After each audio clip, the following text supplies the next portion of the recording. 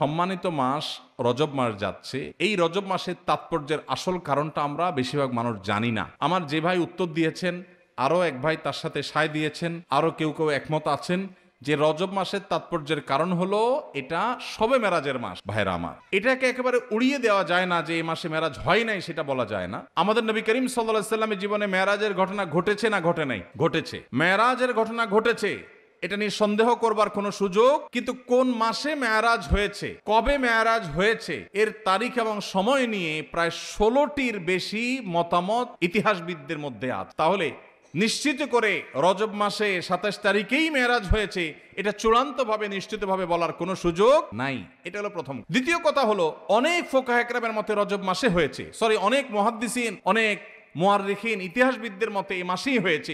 সেই জায়গা থেকে আপনি এই মাসকে মেরাজের মাস বলেন, তাতে এমন কোনো সুবিধা অসুবিধার ব্যাপার নাই। কিন্তু অসুবিধার জায়গাটা হলো এই মাসকে ওই মেরাজের মাস হিসেবে বিশেষ তাৎপর্যপূর্ণ মনে করাটা। হাদিসে কোথাও নবী সাল্লাল্লাহু আলাইহি ওয়াসাল্লাম এই মাসকে মেরাজের মাস বলে পরিচয় করার নাই। আমাদের সমাজে সুন্নাতের প্রচার যতটা হয়, বেদাতের প্রচার তার চাইতে বেশি হয়। রজব মাস এর চাঁদ দেখার সঙ্গে সঙ্গে পত্রপত্রিকায়, সমস্ত মিডিয়া নিউজ হয় যে পবিত্র রজব মাসে চাঁদ দেখা গেছে, অতএব অমুক তারিখে শবে মেরাজ। শবে মেরাজ অমুক তারিখে, এটা কোনো বিশুদ্ধ হাদিস দ্বারা সাব্যস্ত না। ইতিহাসবিদদের অনেকের মত আসছে, কিন্তু সেটাকে যতটা গুরুত্বের সাথে প্রচার করা হয়, রজব মাস যে সম্মানিত 4 মাসের একটা, ওইটাকে গুরুত্বের সাথে যদি প্রচার করা হতো, এইভাবে নিউজ করা হতো যে রজব মাসের চাঁদ দেখা গেছে কোরআনের নির্দেশ অনুযায়ী সম্মানিত 4 মাসের একটি, তাহলে মানুষ সঠিকটা জানতে পারতো, ঠিক না ঠিক? তাহলে সঠিক এবং শুদ্ধটা, কোরআনের বর্ণনা, কোরআনের শিক্ষাটা চর্চা নাই, আছে সেটা যেটা আসলে বিশুদ্ধ কোনো বর্ণনা দ্বারা প্রমাণিত। ভাইরা আমার, এই জন্য আমাদের নিজস্ব উদ্যোগে দিন শিখতে হবে। দিন শিখার জন্য ওয়াজ মাহফিল একদিন আসলে যথেষ্ট হবে না। এর জন্য আপনাকে মসজিদের ইমাম সাহেবের মাধ্যমে বিভিন্ন দিনই শিক্ষা কোর্স আছে। তরুণরা আজকাল অনলাইনে অনেক ইসলামের বেসিক বিষয়গুলো শেখার জন্য কোর্স আছে, সেই কোর্সগুলো এনরোল করে ফেলতে হবে, সেগুলোতে এঙ্গেজ হয়ে যেতে হবে এবং দিনের বেসিক বিষয়গুলো শিখতে হবে। আল্লাহ তাআলা আমাদের সবাইকে আমলের তৌফিক দান করুন। যে মাসটিতে আমরা আছি এটা হলো রজব মাস, এবং রজব মাসের প্রায় অর্ধেক অতিবাহিত হতে চলেছে। রজব মাসের আর বাকি অর্ধেক বাকি আছে। রজব মাসের পরে আর একটা মাস শাবান, তারপরেই হলো রমাদান। আমার জানতে চাওয়া হলো রজব মাস কেন বেশি গুরুত্বপূর্ণ? এটা একটা গুরুত্বপূর্ণ মাস। এই রজব মাসটা কেন গুরুত্বপূর্ণ, তার গুরুত্বের কারণ কি? কারা কারা বলতে পারবেন? একটু হাত তোলেন। 2 3 4 5, অল্প 5-6টা হাত মাত্র উঠ। মাশাআল্লাহ। হ্যাঁ, আপনি একটু দাঁড়ান ভাই। রজব মাস কেন গুরুত্বপূর্ণ বলেন? শবে মেরাজের জন্য গুরুত্বপূর্ণ। আপনি একই প্রশ্ন, একই মত। এটা শবে মেরাজের মাস, সেজন্য গুরুত্বপূর্ণ। আচ্ছা বসেন। আর শবে মেরাজের জন্য রজব মাস গুরুত্বপূর্ণ, মেরাজের মাস, সেজন্য 27 তারিখ, 27 রজব মেরাজ এর রাত বলা হয়, সে কারণে এই মাসটা গুরুত্বপূর্ণ। এই মতের পক্ষে যারা আছেন তারা একটু হাত তোলেন। মানে রজব মাস মেরাজের মাস, শবে মেরাজের মাস, এই জন্য এটা গুরুত্বপূর্ণ। এই মতের পক্ষে যারা, তারা হাত তোলেন। ব্যাপার কি? আর বাকিদের মতে কি এটার কোনো গুরুত্ব নাই? হ্যাঁ, রমজান মাসের প্রস্তুতি, রজব মাস, এই মেরাজের মাস, মেরাজের মাসের কারণে এই মাস গুরুত্বপূর্ণ। এই মতের পক্ষে যারা, তারা হাত তোলেন। চিন্তা করছে কোথায় হাত তুলে আবার কোন বিপদে পড়ি। না, কোনো বিপদ আপদ না, আমি একটা জিনিস জানার চেষ্টা করছি, বোঝার চেষ্টা করছি। রজব মাসটা যে হিজরি বর্ষের 12 মাসের মধ্যে বিশেষ গুরুত্বপূর্ণ, কোরআন হাদিসের আলোকে তাৎপর্যপূর্ণ, এই কথা যারা জানেন তার হাত তোলেন। তার মানে আসলে আমাদের জানাশোনাই নাই। বাস আলহামদুলিল্লাহ, আমি যে উদ্দেশ্যে এই প্রশ্নটা পেড়েছিলাম সেই উদ্দেশ্য হাসিল হয়ে গেছে, আমার বোঝা হয়ে গেছে। তাহলে বোঝা গেল এই বিশাল মাহফিলের এতগুলো মানুষের প্রায় বেশিরভাগ মানুষ, বলতে গেলে প্রায় সকলে, হাতে গোনা কয়েকজন বাদে, আমরা জানিই না এ মাসটা কেন গুরুত্বপূর্ণ। অথচ এটা ইসলামের এমন একটা বিষয় যে বিষয়টি জানা আমাদের সবার উচিত ছিল। আমি কি সে তাৎপর্য নিয়ে কথা বলবো একটু? ভাইরা আমার, আমি আমার আলোচনার শুরুতে যে আয়াতে কারিমা তেলাওয়াত করেছি, এই আয়াতটা সূরা তওবার আয়াত। আল্লাহ রাব্বুল আলামিন এই আয়াতে ইঙ্গিত করেছেন এই মাসের তাৎপর্য বিষয়। আল্লাহ সুবহানাহু ওয়া তাআলা বলেছেন, ইন্না ইদ্দাতাশ শুহুরি ইনদাল্লাহি 12 শাহরান ফি কিতাবিল্লাহি ইয়াওমা খালাকাস সামাওয়াতি ওয়াল আরদ মিনহা আরবাআতুন হুরুম। নবমণ্ডল এবং ভূমণ্ডল সৃষ্টি থেকেই বছরকে আল্লাহ তাআলা 12 মাসে বিভক্ত করেছেন। 12 মাসে বছর বিভক্ত হওয়ার এই ইতিহাস নবমণ্ডল এবং ভূমণ্ডল সৃষ্টির দিন থেকেই এটা স্বয়ং আল্লাহ শুরু করেছেন। এটা কারোর সৃষ্টি, কারোর আবিষ্কার নয়। মিনহা আরবাআতুন হুরুম, আল্লাহর দেওয়া সেই 12 মাসের যে সংস্কৃতি বা ধারণা, গোটা পৃথিবীতে নানাভাবে সেটা মানুষ পালন করে। কোথাও ঈসাই বর্ষ পালন হয়, কোথাও বাংলা বর্ষ পালন হয়, কোথাও অন্য কোনো বর্ষ পালন হয়। বহু বর্ষ পৃথিবীতে প্রচলিত আছে। এর মধ্যে হিজরি বর্ষের 12 মাসের মধ্যে আল্লাহ তাআলা বলছেন মিনহা আরবাআতুন হুরুম, 4টি মাস আছে যে মাসগুলো মর্যাদাপূর্ণ মাস, সম্মানিত মাস। আল্লাহ তাআলা এই মাসগুলোকে মর্যাদা দিয়েছেন, সম্মান দিয়েছেন। সেই সম্মানিত যে 4 মাস, এই 4 মাস সম্পর্কে সহিহ বুখারীর হাদিসে নবী করিম সাল্লাল্লাহু আলাইহি ওয়াসাল্লাম বলেছেন সালাসুন মুতাওয়ালিয়াত, সেই সম্মানিত 4 মাসে 3টা হলো বাই সিরিয়াল, ধারাবাহিক। সে ধারাবাহিক 3 মাস হলো জিলকদ, জিলহজ, মুহররম। বলতে হবে সাথে, জিলকদ, জিলহজ, মুহররম। সিরিয়ালে মাসের কততম মাস, হিজরি বর্ষের কততম, 11, 12, 1। এই 3টা হলো ধারাবাহিক সম্মানিত 3 মাসের 3টা। অর্থাৎ আমরা যে রমজানের রোজা পালন করার পরে শাওয়াল আসে, এই শাওয়াল চলে গেলেই টানা ধারাবাহিকভাবে 3 মাস, এগুলো হলো সম্মানিত মাস। ওয়া রাজব মুদর আল্লাযী বাইনা জুমাদা ওয়া শাবান, চতুর্থ মাসটা হলো রজব মাস, যেটা জুমাদা সানি আর রজবের মধ্যবর্তী, শাবানের মধ্যবর্তী।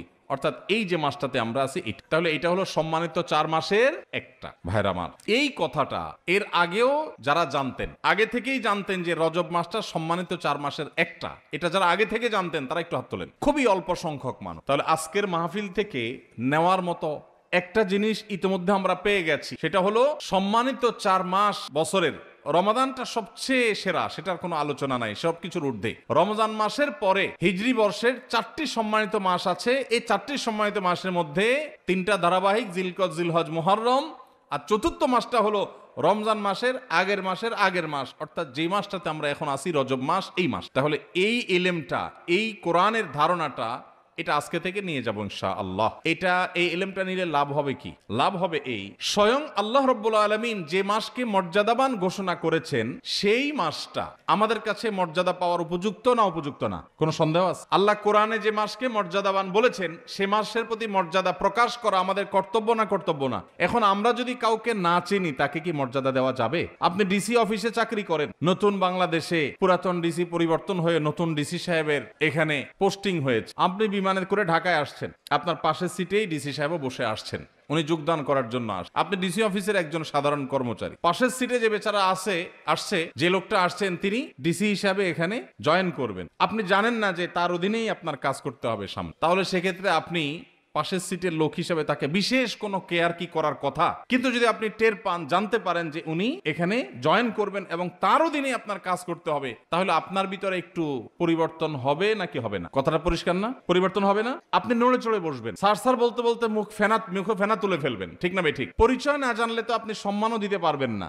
উল্টাপাল্টা আচরণ করে বরং অফিসে আইসা বিপাকেও পড়তে পারেন, ঠিক না ভাই? ঠিক। ভাইরা আমার, ঠিক একই ভাবে এই যে একটা মাস চলে যাচ্ছে, মাসের অর্ধেক প্রায় চলে গেল, এই মাসটা যে সম্মানিত মাস, এই সম্পর্কিত ধারণা এদেশের প্র্যাকটিসিং মুসলমান, নামাজি মুসলমান, মসজিদে আসা মুসল্লি, ওয়াজ মাহফিলে আসা মুসল্লিদের 80 থেকে 90% মানুষ এখনো জানে না। একটা হারিয়ে যাওয়া ধারণা, সাধারণ বিষয় নয়, খুচরা বিষয় নয়, কোরআনের বিষয়।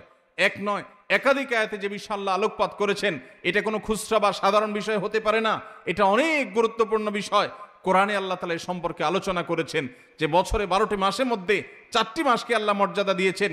এই মর্যাদার মাসটা অর্ধেক চলে গেছে, একবারের জন্য আপনার এই চিন্তাও মাথায় আসে নাই যে একটি সম্মানিত মাস আমি অতিক্রম করছি, একটি সম্মানিত মাস পার হচ্ছে, আপনি একটু নড়ে চড়েও বসেন নাই, তাহলে বোঝা গেল আপনি ওই মাসের সম্মান দেওয়া তো দূরের কথা, সেই সম্মানিত মাসের ধারণাটুকুই আপনার মধ্যে না থাকার কারণে আপনি বরং আল্লাহর দেয়া সম্মানকে অবমাননা করা, অবজ্ঞা করা, অবহেলা করার দায়ে আপনি দায়ী হওয়ার সম্ভাবনা আছে। তাহলে আজকে যে আমরা জানলাম, এখন থেকে জীবনের তরে এটা মুখস্থ করে নিব যে জিলকদ, জিলহজ, মুহররম 11, 12, 1 আর রজব মাস, রমাদানের আগের মাসটি যখন শুরু হবে, আর কিছু করতে পারেন না পারেন, অন্তত একটা সম্মানিত মাস যাচ্ছে, এই কথা মনে করে একটু নড়ে চড়ে বসলেন। নড়ে চড়ে বসা বলতে রুটিন যে আমলগুলো আছে একটু বিশেষ গুরুত্ব দিয়ে করলেন। কেন? কারণ সম্মানিত মাস যাচ্ছে।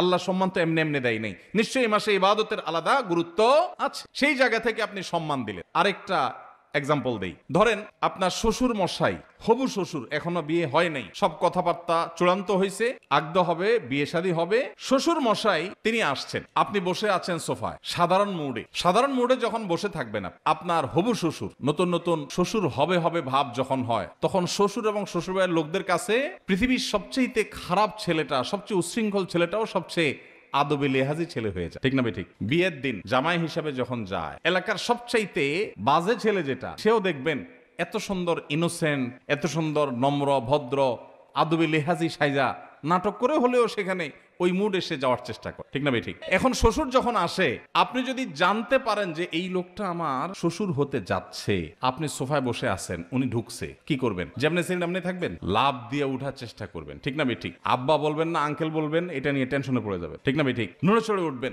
আর যদি অন্য সাধারণ মানুষ আসে, চিনেন, তাহলে হয়তো আপনি ড্যাম কেয়ার ভাবে বসে থাকবেন। রজব মাস প্রবেশ করার পর আপনি যদি জানেন যে একটা সম্মানিত মাস প্রবেশ করেছে, আল্লাহ সম্মান দিয়েছেন, সাথে সাথে আপনি নড়ে চড়ে বসবেন। নড়ে চড়ে বসা কি? অন্য সময় ফজর নামাজের জামাতে গাফিলতি হলেও রজব মাস যাচ্ছে এই কথা মনে করে তাড়াতাড়ি মসজিদে চলে যাবেন, কারণ সম্মানিত মাস যাচ্ছে, আল্লাহ সম্মান দিয়েছেন।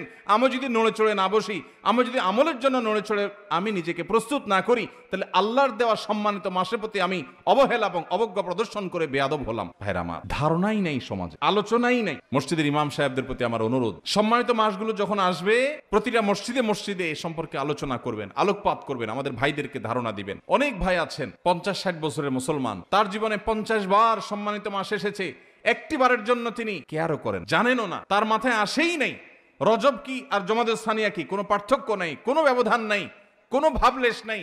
এর মানে হলো আল্লাহর দেয়া সম্মানিত মাসের প্রতি সম্মান প্রদর্শন আমি করলাম না, অবজ্ঞা করলাম। এটা সুস্পষ্ট আল্লাহর দেওয়া মর্যাদার প্রতি অবজ্ঞা, অসম্মান এবং বেয়াদব। ভাইরা আমার, তাহলে এখন থেকে সম্মানিত মাস যখনই আসবে, এই মাসকে সম্মানিত মাস হিসাবে আমরা একটু কেয়ার করব, চেষ্টা করব না ইনশাআল্লাহ? সেদিন কোন এক ভাইয়ের সাথে দেখা, হঠাৎ করে আমার অফিসে এসছেন, ভাই কানাডা থাকেন। তো আমরা যখন নাস্তা অফার করলাম, সবাই নাস্তা খাচ্ছি, উনি বলেন আমি রোজা আছি। আমি বললাম কি উপলক্ষে রোজা আছে? সোম না, বৃহস্পতি না, আইয়ামে বীজ না, হঠাৎ করে আজকে এই মঙ্গলবারে কি কিসের রোজা? তিনি বললেন না, কোনো মাসনুন রোজা না, যেহেতু সম্মানিত মাস রজব যাচ্ছে, সম্মানিত মাস উপলক্ষে রোজা রাখার কোনো স্পেশাল নির্দেশ নাই হাদিসে কোরআনে, কিন্তু আমি নিজে থেকে একটু নফল হিসাবে এটা রাখছি। একে তো শীতকাল, এই সময় নবী সাল্লাল্লাহু আলাইহি ওয়াসাল্লাম রোজা রাখার জন্য উৎসাহ দিয়েছেন, আবার সম্মানিত মাস আল্লাহ সম্মান দিয়েছেন, সেজন্য আমি নিজের উদ্যোগে সুন্নাহ হিসাবে না, একটু নফল আমল করার চেষ্টা করি। আমার দিলটা শীতল হয়ে গেছে শুনে। উপস্থিত যারা ছিল সবাইকে বললাম, দেখেন, এটাকে বলা হয় কোরআনের শিক্ষা, এটাকে বলা হয় হাদিসের শিক্ষা। ওয়াজ মাহফিল শুনতে শুনতে কান ঝালাফালা করে ফেললাম, একেবারে ওয়াহ কি ওয়াজ হয়েছে, কি ওয়াজ শুনলাম, এই সমস্ত ওয়াহ আর আহ বলে চলে গেলাম, কিন্তু কিছু শিখতে পারলাম না। জীবনে কোনো পরিবর্তন হলো না, কোনো চেঞ্জ আসলো না, কোনো আমল আসলো না, কোনো বদামল ছাড়া হলো না। এটা কখনো দ্বীনের শিক্ষা অর্জন হতে। এজন্য ভাইরা, আজকের মাহফিল থেকে আমরা যে এ সম্পর্কে নিজেরা এই ইলমকে আমল করব, চর্চা করব যখন সম্মানিত মাস আসে, এবং নিজের পরিবারের সদস্য বন্ধু বান্ধবের মধ্যে এই বিষয়গুলো শেয়ার করবো, যে সম্মানিত মাস সম্পর্কে ধারণা সম্পর্কে তোমার জানা আছে কিনা বন্ধু, চলো আমরা আলোচনা করি।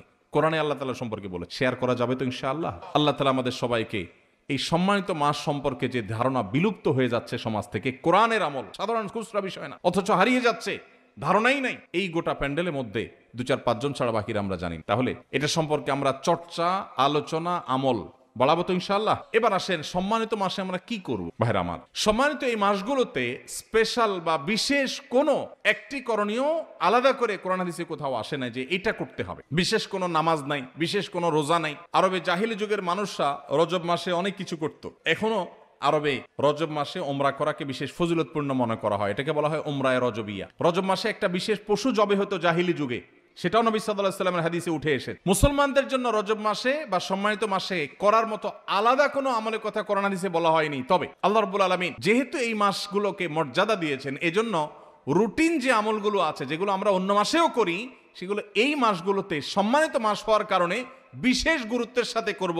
5 ওয়াক্ত নামাজ 12 মাসই পড়তে হবে। রমজান আসলে যেরকম তার বিশেষ গুরুত্ব আসে, সম্মানিত মাসের কারণে ওই 5 ওয়াক্ত নামাজকে আমরা বিশেষ যত্ন সহকারে আদায় করবো ইনশাআল্লাহ। যেমন ওই যে বললাম, মুরব্বী মানুষকে সম্মান করা, এটা ভালো না খারাপ? হারিয়ে যাচ্ছে, আদব লেহাজ হারিয়ে যাচ্ছে, কিন্তু মুরব্বী মানুষ, তাকে দেখে শ্রদ্ধা করা, এটা আমাকে ইসলাম শিখিয়ে। পশ্চিমাদের অপসংস্কৃতির করাল গ্রাস এবং থাবা আমাদের যুব সমাজকে ধ্বংস করে দিই। আমরা আমাদের শৈশবে দেখেছি, কোন মুরব্বী যদি রাস্তার এক পাশ দিয়ে আসতেন, অপর পাশ দিয়ে স্কুল কলেজে পড়ুয়ার তরুণরা, মাদ্রাসা তো বটেই, স্কুল কলেজের ছেলেফেলেরা পর্যন্ত রাস্তার এক পাশে কাচুমুচু হয়ে দাঁড়িয়ে শ্রদ্ধা ভরে সালাম নিবেদন করতেন, আসসালামু আলাইকুম। আর এখন পারলে গায়ের উপর উঠে, ঠিক না ঠিক? ভাইরা আমার, এই জায়গা থেকে আমাদের নৈতিক অধঃপতন হয়েছে না উন্নতি হয়েছে? মনে রাখবেন, নবী সাল্লাল্লাহু আলাইহি ওয়াসাল্লাম বলেছেন, মা মিন শাইইন ইউদাউ ফিল মিজালি ইয়াউমাল কিয়ামাতি আথকালু মিন হুসনিল খুলুক।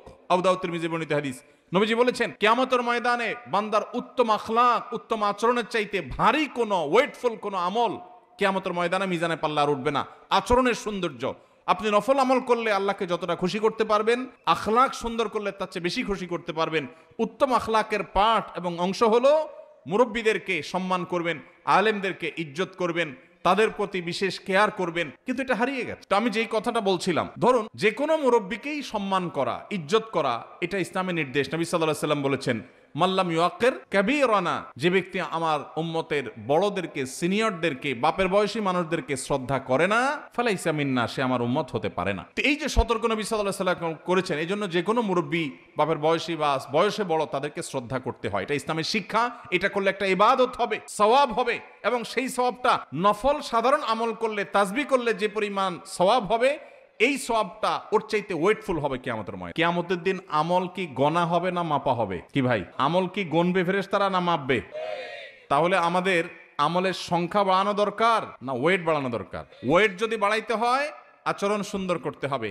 এখান থেকে একজন বক্তব্য দিচ্ছে, আপনি বলছেন বসেন বসেন, আচরণটা কি সুন্দর হলো না অসুন্দর হলো? রাগ করছেন? ওয়াজ মাহফিলে এসে যদি নিজেদের সংশোধন না হয় তাহলে লাভ। একটা ভুল দেখার পর যে ভুলটা যদি ভাই হিসাবে ধরায় না দেই, তাহলে শুধু আপনাদেরকে পাম্পটি দিয়ে আমি ওয়াজ দিয়ে চলে গেলাম। এই ওয়াজের কোনো লাভ আছে? ভাইরা আমার, তো যেটা বলছিলাম, একজন সাধারণ মুরব্বীকে আপনি দেখে শ্রদ্ধা করলেন, এটার একটা গুরুত্ব আছে। কিন্তু ওই একই মুরব্বী যদি মুরব্বী প্লাস হবু শ্বশুর হয়, গুরুত্বটা কি বাড়বে না কমবে? বাড়বে। তাহলে আপনি সাধারণ মুরব্বীকে দেখে রেসপেক্ট করবেন, আর মুরব্বী প্লাস হবু শ্বশুর যদি হয়, তাহলে রেসপেক্টের পরিমাণটা আরো ঠিক একইভাবে। অন্য যে কোনো মাসে 5 ওয়াক্ত নামাজ আপনি পড়বেন, রজব মাস সম্মানিত মাস আসছে, সেজন্য আপনি ওই 5 ওয়াক্ত নামাজের গুরুত্ব আরো বাড়িয়ে দিন। আমি কি বোঝাতে পেরেছি আপনাদেরকে? আপনাদের কাছে কি বিষয়টা পরিষ্কার হয়েছে যে রজব মাসে কি করতে হবে? রুটিন যে কাজগুলো আছে, ভালো কাজগুলো আছে, সেগুলো এ মাসে আরো যত্ন সহকারে করতে হবে। কেন? সম্মানিত মাস যাচ্ছে, আপনি কোরআন তেলাওয়াত প্রতিদিন করেন, মাশাআল্লাহ, আল্লাহ আপনাকে তৌফিক দিয়েছেন। রজব মাস এটা চিন্তা করে কোনোদিন একটু অলসতা লাগলে মনে মনে নিজেকে বলতে হবে যে না, সম্মানিত মাস যাচ্ছে, অতএব আমাকে বিশেষ গুরুত্বের সাথে কোরআন তেলাওয়াত করতে। তাহলে রজব মাসে কি করবে এটা পরিষ্কার হয়েছে। আরেকটা করণীয় হলো, আল্লাহ রাব্বুল আলামিন কোরআনে কারিমে বলেছেন সূরা তওবা, যে আয়াতটা আমি তেলাওয়াত করলাম এখানে, যালিকাদ দীনুল কাইয়্যিম ফালা তাজলিমু ফীহিন্না আনফুসাকুম, এই সম্মানিত মাসগুলোতে তোমরা নিজেদের প্রতি নিজেরা অবিচার করিও না, নিজেদের প্রতি নিজেরা জুলুম করিও না। তার মানে পাপাচার করে এই সম্মানিত মাসে, যে মাসকে আল্লাহ সম্মান দিয়েছেন, এই আল্লাহর দেওয়া সম্মানিত মাসে গুনাহের কাজ করে নিজের পা নিজে কুঠারাঘাত করো না। কুঠারাঘাত যে করেছো, এটা তো দুনিয়ার কুঠারাঘাত না যে দেখা যাবে রক্ত বের হবে। বুঝবা কিয়ামতের দিন যে আল্লাহর দেয়া সম্মানিত মাসে অপরাধ করে, গুনাহে লিপ্ত হয়ে নিজের আমল বরবাদ করেছো, ঈমান বরবাদ করেছো। এজন্য খবরদার, সম্মানিত মাস আসলে নিজের প্রতি নিজে গুনাহের মাধ্যমে অবিচার করবা না। এই আয়াতের আলোকে ইমাম ইবনে কাসির রাহিমাহুল্লাহ সহ অন্যান্য মুফাসসিরগণ বলেছেন যে এর মানে হলো সম্মানিত মাসগুলোতে গুনাহ থেকে বাঁচার ব্যাপারে, বিরত থাকার ব্যাপারে বিশেষ যত্ন নিতে হবে। ওই যে একটু আগে যেটা বললাম, সেটাকে আবারও আমরা অন্যভাবে বোঝার চেষ্টা করি। ধূমপান করা ভালো কাজ না খারাপ কাজ? খারাপ কাজ। আপনারা তো কেউ করেন না খারাপ কাজ, যেহেতু কেউ তো করেন না, মাশাআল্লাহ, সব ফেরেশতা, ওয়াজার করার দরকার, এত নেককার মানুষ তারা, মাশাআল্লাহ। ধূমপান করা খারাপ কাজ, শ্বশুরের সামনে করা ডাবল খারাপ। একে তো খারাপ কাজ, আবার শ্বশুরের সামনে বিড়ি খেয়ে, সিগারেট খেয়ে ধোঁয়া ছাড়া, এটা হলো একটা আস্ত বেয়াদবি, ঠিক না ঠিক? ঠিক একইভাবে সারা বছর গুনাহের কাজ করা খারাপ কাজ, কিন্তু সম্মানিত মাস আসার পর যদি কেউ গুনাহের কাজ করে, তাহলে সেটা ডবল খারাপ। আমি কি বোঝাতে পেরেছি ভাইরা আমার? তাহলে আসেন, রজব মাসের আজকে 14তম তারিখ গেল, আজকে সন্ধ্যা থেকে 15তম তারিখ শুরু হয়ে গেছে। এই মাসের বাকি যে 15 দিন আছে, আমরা যে যে গুনাহে লিপ্ত, কেউ ফেসবুকে হারাম জিনিস দেখি, কেউ বিড়ি সিগারেট খাওয়ার বদভ্যাস আছে, কেউ মুখ দিয়া গীবত শিকায়াত করা, গালিগালাজ করা, খারাপ কথা বলার বদভ্যাস আছে, যে যে গুনাহে লিপ্ত, এই সম্মানিত মাসের প্রতি সম্মান দেখিয়ে সেই গুনাহগুলো থেকে বেঁচে থাকার জন্য বিশেষ যত্ন নেব। চেষ্টা করা যাবে না ইনশাআল্লাহ? আল্লাহ তাআলা আমাদের সবাইকে আমলের তৌফিক দান করুন। ভাইরা আমার, সাদা মাঠা কথা কিন্তু অত্যন্ত দরকারি। কোরআনের নির্দেশ হারায় গেছে, আলোচনা নাই, পর্যালোচনা নাই, সেটা আবার নতুন করে আমরা স্মরণ করালাম। আল্লাহ তাআলা আমাকে, আপনাকে, আমাদের সবাইকে আমলের তৌফিক দান করুন। সম্মানিত মাসের করণীয় হলো রুটিন কাজগুলো বিশেষ গুরুত্বের সাথে করা, পাপাচার থেকে বেঁচে থাকার জন্য বিশেষ যত্নশীল হওয়া। আর আল্লাহ রাব্বুল আলামিন এই মাসে যুদ্ধ বিগ্রহ সম্পর্কে বলেছেন, ইয়াসআলুনাকা আনিশ শাহরিল হারামি কিতালিন ফীহ, সম্মানিত মাসগুলোতে যুদ্ধ বিগ্রহ করা যাবে কিনা আপনাকে জিজ্ঞাসা করে হে রাসূল, তারা বলে দিন, কুল, হে রাসূল আপনি তাদেরকে বলে দিন যে এই মাসে যুদ্ধ বিগ্রহ করা কবিরা গুনাহ। এই আয়াত সম্পর্কে অবশ্য মুফাসসির এবং ফুকাহায়ে কেরামের নানান আলোচনা আছে, যেটা রহিত হয়ে গেছে নাকি আছে। তবে আমরা যেহেতু সৈনিক না, যুদ্ধ বিগ্রহ করি না, সম্মানিত মাসের সম্মানে আমরা মিনি যুদ্ধ যেগুলো ঘরে ঘরে, দোকানে দোকানে, রাস্তাঘাটে, অফিস আদালতে করি, অর্থাৎ ঝগড়াঝাটি, সেগুলো সম্মানিত মাস উপলক্ষে আমরা পরিহার করবো ইনশাআল্লাহ। চেষ্টা করা যাবে তো? আল্লাহ তাআলা আমাদের সবাইকে আমলের তৌফিক দান করুন।